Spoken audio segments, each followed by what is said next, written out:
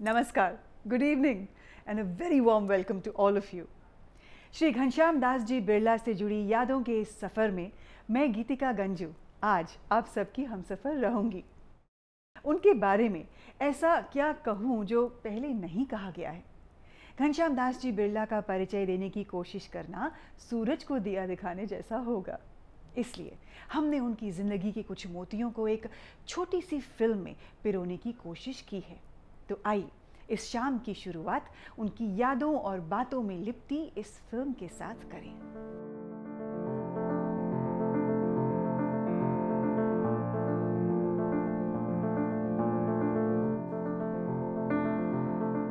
10 अप्रैल 1894 रामनवमी का दिन था जब पिलानी के बिरला परिवार में श्री घनश्याम दास जी का जन्म हुआ।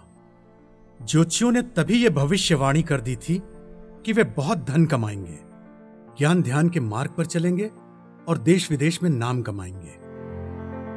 सिर्फ 13 साल की उम्र में घनश्याम दास जी बंबई आ गए और परिवार के कारोबार में जी जान से जुट गए। कारोबार के सिलसिले में कम उम्र से ही उनका संपर्क अंग्रेजों से बन गया। अपने 3 भाइयों के साथ मिलकर श्री घनश्याम दास जी ने सन 1919 में बिरला ब्रदर्स की नींव रखी। ये उनकी दूरदर्शिता ही थी कि उन्होंने पटसन के मुनाफे वाले धंधे पर निशाना साधा, जिस पर उन दिनों अंग्रेजों का एकाधिकार हुआ करता था। फोरसाइटेडनेस जो है वो उनमें बहुत जबरदस्त थी। हम लोगों को कई बार कुछ अटपटा लगता था कि ये क्या सोच रहे हैं, कैसे सोच रहे हैं, पर बाद में फिर जब चीजें गुजर जाती, जब चीजें जब होती थी तब पता चलता था कि दादू जी सही थे और हम लोग सब गलत थे। उनका इंट्यूशन बहुत स्ट्रांग था कि हिंडाल्को में जैसे कोई प्रॉब्लम आई, कोई तकलीफ हुई, प्रोडक्शन गिरा, तो वे यहाँ बम्बई बैठ के वे बताया करते थे कि भाई यहाँ इस जगह पे देखो, शायद इस जगह में कुछ तकलीफ होगी। एक सच्चे देश प्रेमी होने के नाते उन्होंने आजादी की लड़ाई में एक अहम भूमिका निभाई। यहां तक कि एक अंग्रेज अफसर ने लंदन भेजी जाने वाली अपनी एक रिपोर्ट में लिखा था कि भारत की राजधानी दिल्ली नहीं, बिरला भवन है। यूं तो एक पूंजीवादी होने के नाते घनश्याम दास जी और गांधी जी की जिंदगी जीने के तरीके में बहुत फर्क था, पर इसके बावजूद वे गांधी जी के कुछ सबसे करीबी और प्रिय सलाहकारों में से एक रहे। आजादी के बाद उनके योगदान के लिए सन 1953 में उन्हें पद्म विभूषण से सम्मानित किया गया। अपने कारोबार को वो देश और देशवासियों की सेवा का एक तरीका समझते थे और अपने कर्मचारियों को अपने परिवार का हिस्सा। It is more the machinery and the raw material field which he has concentrated on, and these are of course areas to which we ourselves attach importance. It's not enough to make a consumer good. You must have the machine and the raw material for domestic indigenous content to be high. उनका मानना था कि मालिक का फर्ज सिर्फ तनख्वाह देना ही नहीं, बल्कि उनके स्वास्थ्य, मानसिक और शारीरिक विकास, यहां तक कि उनके मनोरंजन की जिम्मेदारी भी मालिक की ही है। इसी रवैये के चलते उन्होंने अपने कर्मचारियों के दिलों में एक खास जगह बना ली थी। घनश्याम दास जी ये मानते थे कि लोगों की सेवा करके ही भगवान की सेवा की जा सकती है। इसी सोच के चलते उन्होंने आम लोगों की बेहतरी के लिए कई कदम उठाए। उनके द्वारा शुरू किया गया बिट्स पिलानी आज देश के कुछ सबसे सम्मानित इंस्टीट्यूट्स में से एक है। यही नहीं, उन्होंने एएमयू और बीएचयू को भी काफी धन दान में दिया। वहीं स्वास्थ्य के मोर्चे पर उन्होंने मुंबई और कोलकाता में 2 बड़े अस्पताल और साथ ही अपने हर कारखाने में स्वास्थ्य केंद्र बनवाए। यही नहीं, उन्होंने देश भर में बिरला मंदिरों का निर्माण भी करवाया। एक समाज सुधारक के तौर पर उन्होंने हरिजनों के मंदिरों में प्रवेश के लिए लड़ाई लड़ी और कई सालों तक भारतीय हरिजन सेवक संघ के अध्यक्ष भी रहे। परिवार से उन्हें बेहद लगाव था। अपनी तमाम जिम्मेदारियों के बावजूद वे परिवार के लिए पूरा समय निकाला करते थे। अपने पोते पोतियों के लिए उनका प्यार जग जाहिर था और वे उनकी हर बात बड़े गौर से सुना करते थे। इतना प्यार दिया कि मैं जीवन भर उसको याद रखूंगी, कभी भूल नहीं सकती हूँ। उनके साथ कभी ऐसे नहीं लगा कि 2 पीढ़ियों का जनरेशन गैप है। उनके बराबर बैठ के कुछ भी डिस्कस कर पाती थी और वो बड़े प्यार से सब समझाते थे। उनके आने से एक घर में एक चहल पहल हो जाती थी। उनके साथ बैठ के मैं और चीज़ों के बारे में, जैसे कि बच्चों के बारे में या रसोई के बारे में, ऐसी छोटी घरेलू चीजों के बारे में भी बैठ के डिस्कस किया करती थी कई बार। जीवन के हर आयाम में सफलता हासिल करने के बावजूद उनके अंदर कुछ नया सीखने की ललक हमेशा बनी रही। वे हमेशा कहते थे कि तुम अपने डिसीजंस खुद लिया करो, और हमेशा कहते थे कि ऑलराउंड पर्सनालिटी होनी चाहिए। चित्रकारी उनके लिए अपने आप को ढूंढने और व्यक्त करने का ऐसा ही एक जरिया था। जिंदगी की ही तरह कैनवास पर रंग भरने में भी वे माहिर थे। उम्र के आखिरी पड़ाव में भी घनश्याम दास जी नए नए प्रयोग करते रहे, कभी फ्रेंच जैसी नई भाषा सीखकर और कभी अपने कविता लेखन से वे सबको हैरान कर दिया करते। मृत्यु जिंदगी का अटल सत्य है, पर इस दुनिया से विदा लेने से पहले समय की रेत पर जो निशान वो छोड़ गए हैं, वो हर उस व्यक्ति का मार्गदर्शन करते रहेंगे जो खुद को खोज रहा है।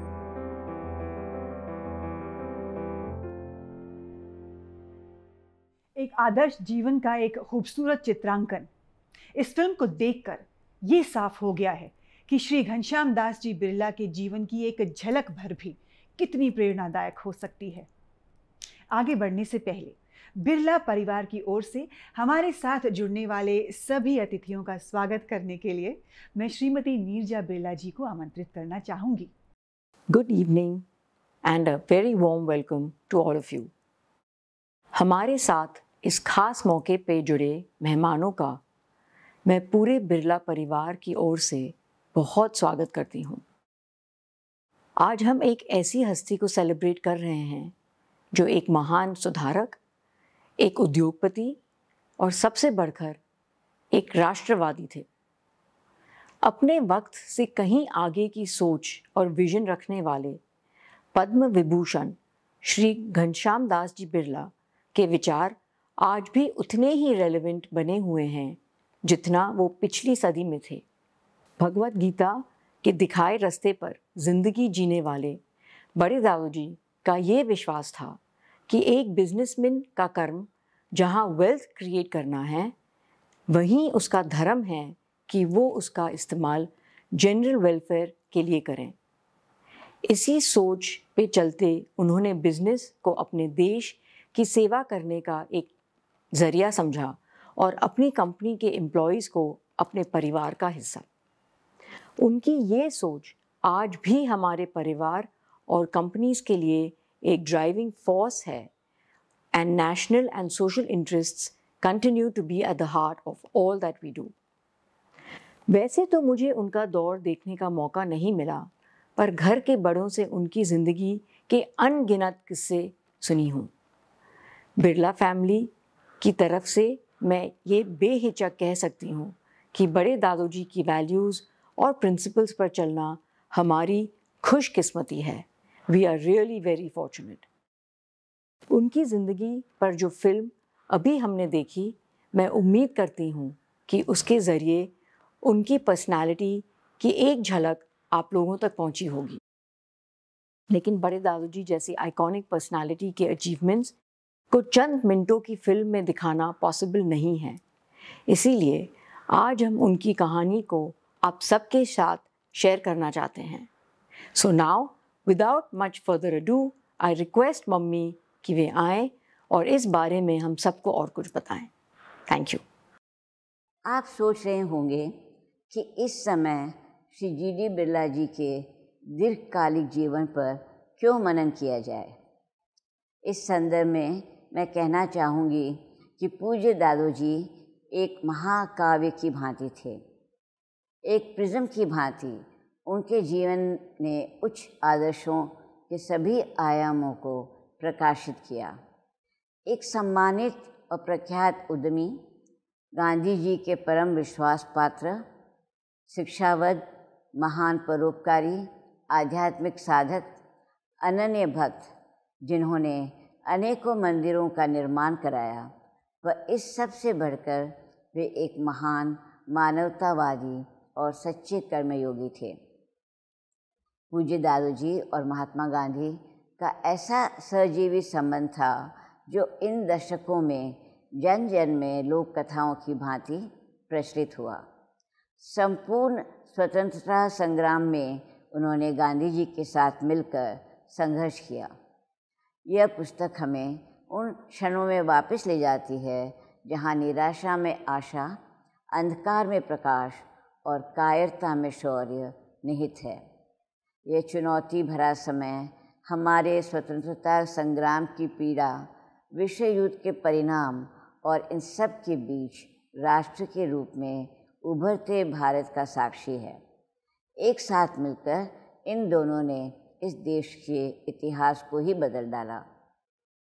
यह पुस्तक उन सभी संघर्षों का बयान करती है जिनका हम सब ने सामना किया और जिसके परिणाम स्वरूप लाखों करोड़ों भारतीयों ने जीवन में बदलाव आया। इन दोनों दूरदर्शियों ने भारतीय समाज में जिन नवीन मूल्यों की स्थापना की, उन्हें शब्दों में बयान नहीं किया जा सकता है। एक राष्ट्र की स्वतंत्रता, अप्रतिबंधित व्यापार, जिसका परिणाम अंततः मानवीय भावनाओं की विजय के रूप में हुई। अंत में स्वतंत्रता, जो अपने आप में ही एक पर्व होना चाहिए था, अपने साथ विभाजन की पीड़ा, हिंसा का असंख्य लोगों की असामयिक मृत्यु लेकर आई, जिसने इन दोनों महान आत्माओं को झकझोर दिया, जिन्होंने मानवता और सामाजिक स्थिरता के लिए प्राणपण से प्रयत्न किया था। इनकी जीवन यात्रा का स्मरण हम सभी छोटे बड़े को बताता है कि हमने किस तरह आज़ादी प्राप्त की और कैसे क्रमशः व्यापारिक और औद्योगिक समृद्धि की ओर कदम बढ़ाए। लेकिन उससे भी ज़्यादा महत्वपूर्ण है कि यह पुस्तक उन मूल्यों का भंडार है जिनका जी.डी. बिरला जी और गांधी जी ने अनुमोदन किया। ये सभी मूल्य कालजयी हैं और मानव मात्र के मन और मस्तिष्क को शांति प्रदान कर जीवन को एक उद्देश्य देते हैं। ये मूल्य हैं स्वयं से ऊपर सेवा, अवसरवादिता के ऊपर अखंडता, उन अपने से बड़ी किसी सिद्धांत का हिस्सा बनना, दासत्व से ऊपर गरिमा। मुझे आशा है कि इस किताब को पढ़कर आप सबको अपने जीवन के पथ में प्रेरणा और सीख मिलेगी। धन्यवाद। धन्यवाद श्रीमती राजश्री बिरला जी। अब वक्त आ गया है कि हम इस किताब की पहली झलक आप सबको दिखाएं और इसी के ज़रिए इस बुक का लॉन्च करें। Let's take a look.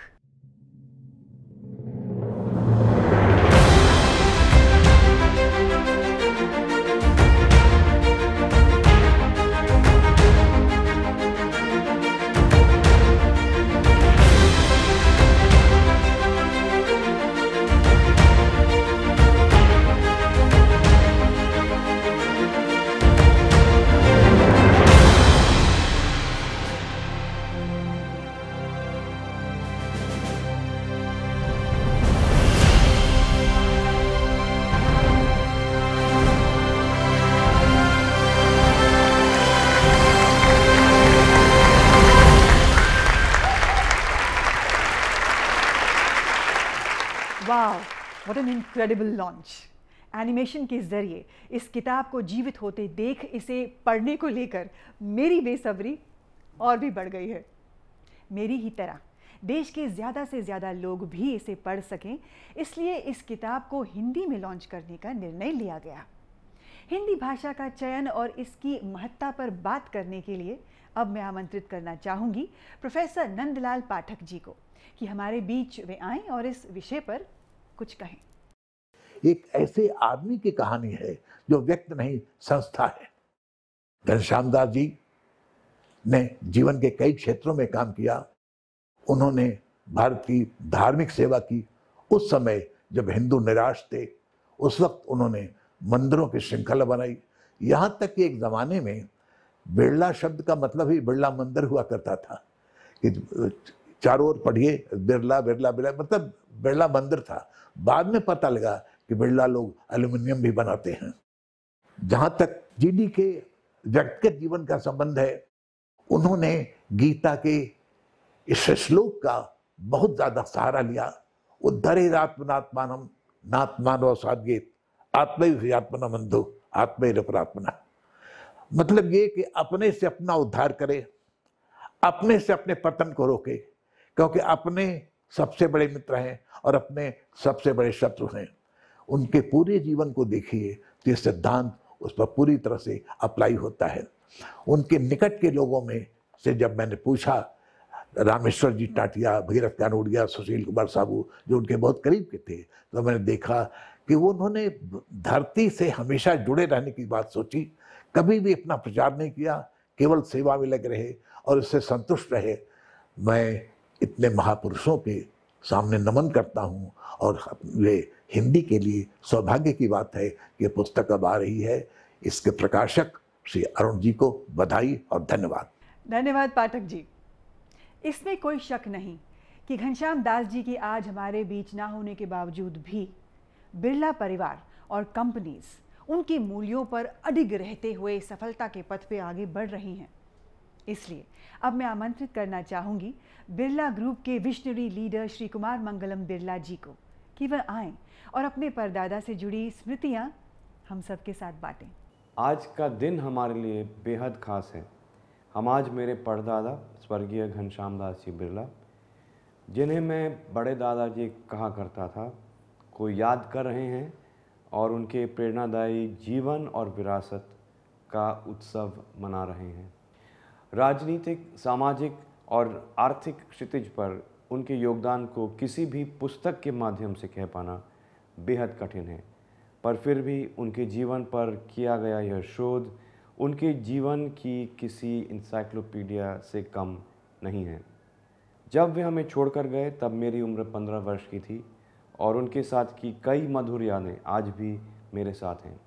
मेरे लिए मायने रखने वाली हर छोटी बड़ी बात में वो पूरी दिलचस्पी लिया करते थे, चाहे वे कितने ही व्यस्त क्यों ना हों।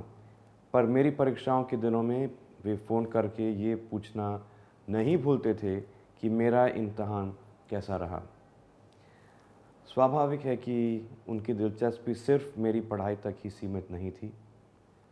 एक दिन पाव भाजी के बारे में उनसे मेरी बात हुई और वो एक लंबा वार्तालाप मुझे आज भी बखूबी याद है।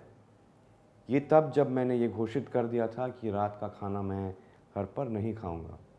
उनके स्नेह प्रदर्शन का तरीका भी खास था, कभी पीठ पर प्यार भरी थपकी देना तो कभी ज़रूरत पड़ने पर डांटना भी। उन्होंने मुझे अनुशासन, उत्साह और प्रतिबद्धता का महत्व सिखाया।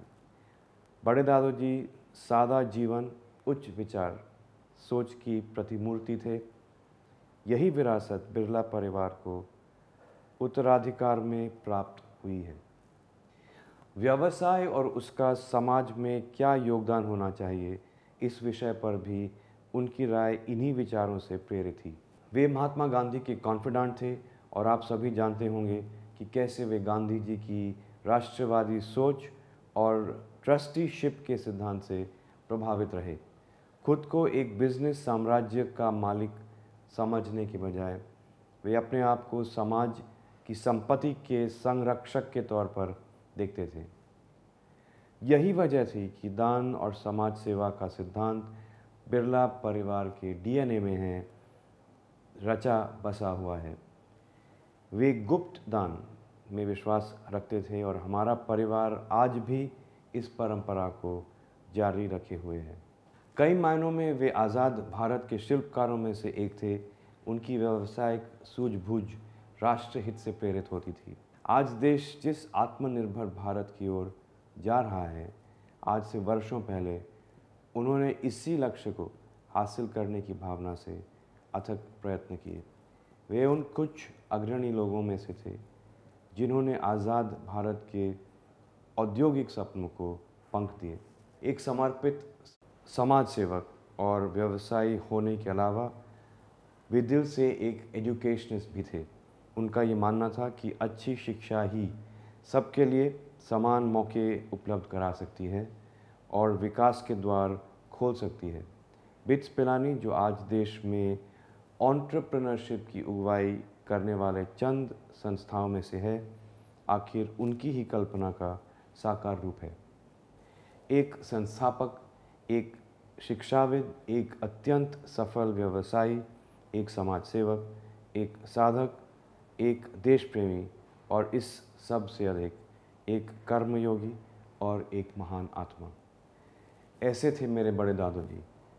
मैं इसे अपना सौभाग्य मानता हूँ कि आज मैं उनकी विरासत को आगे बढ़ाने की कोशिश कर रहा हूँ। Thank you so much sir, हमारे साथ इन यादों को शेयर करने के लिए बहुत बहुत धन्यवाद। किसी भी सपने को पूरा करने के लिए ये बहुत ज़रूरी होता है कि हमें ऐसे पार्टनर्स मिलें जो उस सपने में हमारे जितना ही विश्वास रखते हों। इस किताब को मूर्त रूप देने में इसके प्रकाशक श्री अरुण महेश्वरी जी का अहम हाथ रहा है। इसलिए अब मैं उनसे निवेदन करूंगी कि वे इस किताब के प्रकाशन से जुड़े सफर पर 2 शब्द कहें। बिरला शब्द भारतीय जनमानस में सुपरिचित शब्द है। बिरला शब्द में राष्ट्रीयता, राष्ट्र निर्माण के अग्रणी और एक सात्विकता हमारे जहन में सतह स्फुरित होती है। बिरला शब्द को ऊंचाई देने वाले शख्स महामना जीडी बिरला जी और उनका परिवार भारत राष्ट्र की धरोहर है। जीडी बिरला जी जटिल लेकिन सहज व्यक्तित्व हैं। सरलता और जटिलता का सुंदर या कहें मणिकंचन स्वरूप बिरला जी हैं। समकालीन भारत को आकार देने की प्रक्रिया को समझने में यह किताब खास सहूलियत मुहैया कराती है। भारतीय राजनीति को सरलता से समझने के साथ साथ अर्थव्यवस्था को ऊंचाई पर ले जाने और प्रबंधन की सच्ची किताब है यह युग पुरुष घनश्याम दास बिरला पुस्तक। आज विश्व की समकालीन परिस्थितियों में सही राष्ट्रवादी व्यवसाय की परिभाषा जानना चाहें तो यह पुस्तक बहुत कुछ परिभाषित करती है। मैं आदरणीय राजश्री बिरला जी का अभिवादन करता हूँ। आपने पूरे मनोयोग से पुस्तक प्रकाशित करने में वाणी प्रकाशन का भरपूर सहयोग दिया। वरिष्ठ साहित्यकार श्री नंदलाल पाठक जी का स्वागत है। पाठक जी हम सभी के प्रेरणा स्रोत हैं। आपका समय समय पर मार्गदर्शन वो हमें उत्साहित करता है। युग पुरुष घनश्याम दास बिरला जी पुस्तक का लोकार्पण के अवसर पर आज हम सब एकत्रित हुए हैं। श्री कुमार मंगलम बिरला, सुश्री नीरजा बिरला, सुश्री अनन्य श्री बिरला, श्री आर्यमन विक्रम बिरला, सुश्री अद्वैत तेशा बिरला का स्वागत है। युग पुरुष को याद करना और पुस्तक के लोकार्पण में उपस्थित रहना यह एक ऐतिहासिक साक्ष्य है। धन्यवाद। बहुत धन्यवाद। शब्दों की ताकत से हम सभी वाकिफ हैं। व्यक्ति के चले जाने के बाद भी उनके शब्द उनके विचारों को जिंदा रखते हैं और जाने कितनों को प्रभावित और प्रेरित करते हैं। यही कारण है कि श्री घनश्याम दास जी के हर शब्द को बिरला परिवार कीमती मोतियों की तरह सहज के रखता है। उनका लिखा ऐसा ही एक पत्र बिरला परिवार की अमूल्य निधियों में से एक है। तो अब मैं आमंत्रित करती हूँ कुमारी अद्वैतेशा बिरला, कुमारी अनन्या बिरला और चिरंजीव आर्यमन बिरला को कि वे आएं और इस पत्र को पढ़कर हम सबके साथ साझा करें। चिरंजीव बसंत, ये जो मैं लिखता हूँ उसे बड़े होकर और बूढ़े होकर भी पढ़ना अपने अनुभव की बात कहता हूँ। संसार में मनुष्य जन्म दुर्लभ है और मनुष्य जन्म पाकर जिसने शरीर का दुरुपयोग किया वह पशु है। तुम्हारे पास धन है, तंदुरुस्ती है, अच्छे साधन हैं, इनको सेवा के लिए उपयोग किया तब तो साधन सफल है, अन्यथा वह शैतान के औजार है। तुम इन बातों को ध्यान में रखना। धन का मौज शौक में कभी उपयोग ना करना। ऐसा नहीं कि धन सदा रहेगा ही, इसलिए जितने दिन पास में है उसका उपयोग सेवा के लिए करो।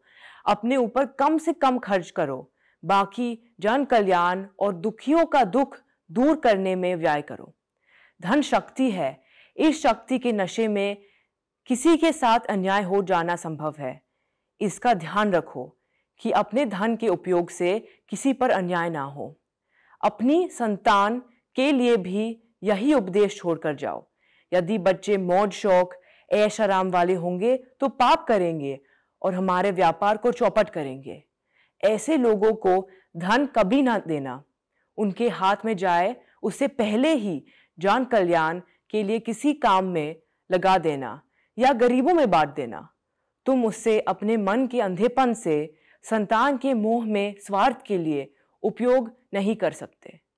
हम भाइयों ने अपार मेहनत से व्यापार को बढ़ाया है, तो ये समझकर कि वे लोग धन का सदुपयोग करेंगे।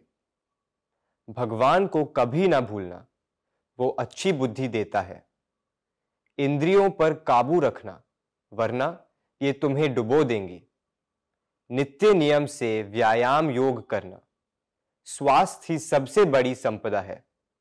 स्वास्थ्य से कार्य में कुशलता आती है, कुशलता से कार्य सिद्धि और कार्य सिद्धि से समृद्धि आती है। सुख समृद्धि के लिए स्वास्थ्य ही पहली शर्त है। मैंने देखा है कि स्वास्थ्य संपदा से राहित होने पर करोड़ों अरबों के स्वामी भी कैसे दीनहीन बनकर रह जाते हैं। स्वास्थ्य के अभाव में सुख साधनों का कोई मूल्य नहीं। इस संपदा की रक्षा हर उपाय से करना। भोजन को दवा समझकर खाना। स्वाद के वश होकर खाते मत रहना। जीने के लिए खाना है, ना कि खाने के लिए जीना। Ghanshyam Das Birla. As inspiring as words can get. इस खूबसूरत प्रस्तुति के लिए आप तीनों को बहुत बहुत धन्यवाद। देखते ही देखते आज का ये सफ़र पूरा होने आया है। इस कार्यक्रम की सफलता के लिए और आज हमारे साथ जुड़े रहने के लिए पूरे बिरला परिवार की ओर से मैं अब आमंत्रित करना चाहूँगी अद्वैतेशा को to please render the vote of thanks. What a truly inspiring evening. जीरी दादू जी की ज़िंदगी हम सबको हमेशा याद दिलाती रहेगी कि दूसरों के लिए जी हुई ज़िंदगी ही सही मायनों में पूरी खुशी देती है। हम सब ये उम्मीद करते हैं कि इस किताब के ज़रिए उनके वैल्यूज़ और प्रिंसिपल्स को ज़्यादा से ज़्यादा लोग समझ सके और उन्हें अपनी ज़िंदगी में उतार सके। इसी के साथ हम आज के इस प्रोग्राम के आखिरी पड़ाव पर पहुंच गए हैं। इस खास इवेंट का हिस्सा बनने के लिए मैं अब सबका पूरे बिरला परिवार की ओर से धन्यवाद करती हूँ। आप सबकी मौजूदगी ने हमारे लिए इस शाम को और भी यादगार बना दिया। Once again, I would like to thank each one of you for joining us on this momentous occasion. इस शाम के ख़त्म होने से पहले आइए हम सब एक भजन के ज़रिए खुद को उन वैल्यूज़ के थोड़ा और करीब महसूस करें जिनमें जीरी दादू जी को अटूट विश्वास था।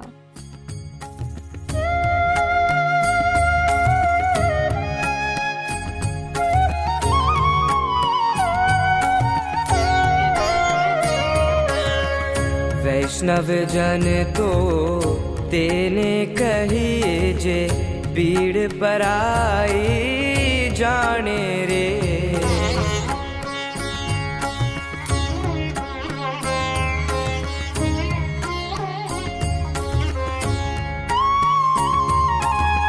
सकल लोक माँ सहुने वंदे निंदा न करे केणी रे। समदृष्टि ने तृष्णा त्यागी परस्त्री जेने मात रे। जिह्वा थकी असत्य न बोले पर धन नव झाले हाथ रे। वैष्णव जन तो तेने कही जे पीड़ पराई जाने रे। पर दुखे उपकार करे तो ये मन अभिमान ना आने रे। वैष्णव जन तो तेने कही जे पीड़ पराई जाने रे।